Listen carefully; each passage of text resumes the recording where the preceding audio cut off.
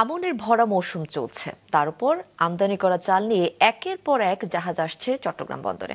তারপরও বাজারে নেই এর কোনো প্রভাব। 2 সপ্তাহে চট্টগ্রামে 50 কেজি প্রতি বস্তায় দাম বেড়েছে 300 থেকে 500 টাকা পর্যন্ত। এজন্য ব্যবসায়ীরা দুষছেন মিল মালিকদের সিন্ডিকেটকে। নাজমুল সাদিকের রিপোর্ট, ক্যামেরার সাথে ছিলেন রবিউল টিপু।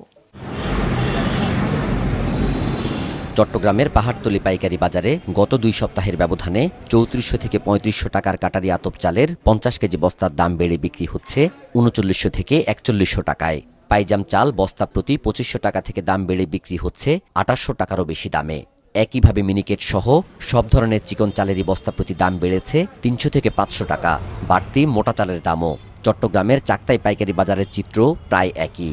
জিরা চাল মনে করেন আমরা 3300-3400 টাকা বিক্রি করছি, ওই জিরা চাল এখন 3800-3900 টাকা, প্রায় 400 টাকার গ্যাপ।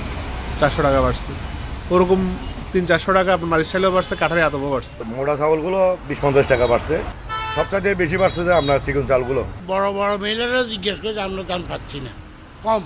তারপরে ওই যেটা সংগ্রহ করতেছে বড় বড় কৃষক আছে, এরা মজুত করে রাখছে, এদেরকে সরা দামে ধান কিনতে হয়, এই কারণে বাজারটা বেশি।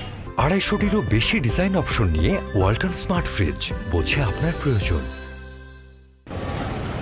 অথচ দেশে চলছে আমন ধানের মৌসুম, করা হচ্ছে আমদানিও। এরপরও চালের দাম না কমার কারণ হিসেবে নওগাঁ, কুষ্টিয়া ও দিনাজপুর সহ উত্তরাঞ্চলের মিল মালিক এবং সিন্ডিকেটকে দুষছেন আড়তদার ও পাইকারি ব্যবসায়ীরা।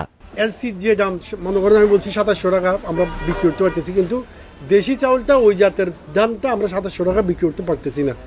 আমাদের মিলারদের ধান কেনা বেশি বলতেছে, ধানটা ওরা অজুহাত দিচ্ছে যে ওদের পড়তাই হচ্ছে না, অনেক মিল কেনার সাহসও পাচ্ছে না, মানে এত দামে চাউল বিক্রি করতে পারবে কিনা অনেক মিলার। বাড়তে বাড়তে এই চাউল প্রায় 500-600 টাকা বস্তায় বাড়াবে, এই পর্যন্ত প্রায় 6-7 বারে বাড়ছে। এটা এমন পর্যায়ে নিয়ে গেছে এটা মনে হয় যেন দেখার কেউ নাই, এই অবস্থা তারা ওইখানে সিটে করে। এখানে তো চট্টগ্রামে 95% চাউল আসে বাইরে থেকে, এখানে তো কোনো নিজস্ব প্রোডাক্টের চাউল নাই, তো যার জন্য এই চাউলটা হলো যে মোকামে বাড়ছে। চালের বাজারে নৈরাজ্য সম্পর্কে ব্যবসায়ী নেতারা বলছেন, চালের ব্যবসার লাইসেন্স কার্যকর ও তা বাস্তবায়নে কঠোর তদারকি করতে পারলেই দাম নিয়ন্ত্রণ সম্ভব। সরকার যে আমাদের একটা ফুড গ্রেন লাইসেন্স আছে, এই লাইসেন্সটা যদি সরকার প্রত্যেক ব্যবসায়ীর কাছে প্রযোজ্য করে, এটা তাদের নিয়ন্ত্রণে নিয়ে নেয়, এবং যেটা হোলসেল লাইসেন্স অবস্থা থাকবো, যেটা রিটেল লাইসেন্সের অবস্থা থাকবো, এইভাবে যদি এটাকে সারা বাংলাদেশে কন্ট্রোল করতে পারে, তাহলে সরকারের নিয়ন্ত্রণে দিলে তাহলে বাজার কন্ট্রোল করবে। আর যদি সরকার নিয়ন্ত্রণে না রাখে, যদি পাবলিক নিয়ন্ত্রণে থাকে, তাহলে এটা কোনোদিনও কন্ট্রোল করতে পারবে। চালের দাম কমাতে গত 31শে অক্টোবর চালের আমদানি শুল্ক পুরো তুলে নেয় সরকার। এরপরও দাম নিয়ন্ত্রণে আসছে না। জোর মনিটরিং ও কঠোর ব্যবস্থা গ্রহণের দাবি সংশ্লিষ্টদের। নাজমুল সাদিকি, মাছরাঙ্গা সংবাদ, চট্টগ্রাম।